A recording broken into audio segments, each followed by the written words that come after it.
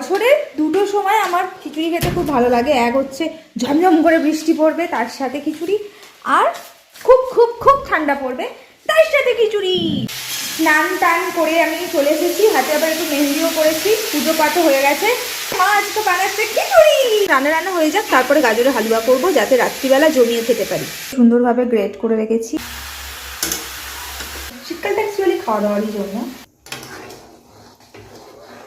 খাওয়া দাওয়ার পর তো একটা লম্বা ঘুম দিয়েছি, আর হাতের কালারটা এইরকম এসেছে, পরে ডার্ক হয়ে যাবে। তো চলো আজকে কোথাও একটু বেরোবো, কারণ 25 আমরা কোথাও বেরোবো না, ভাবছিলাম বাড়িতেই সারাদিন কাটাবো, তাই আজই একটু ঘুরে টুরে নেবো। চলো রেডি হয়ে নিই।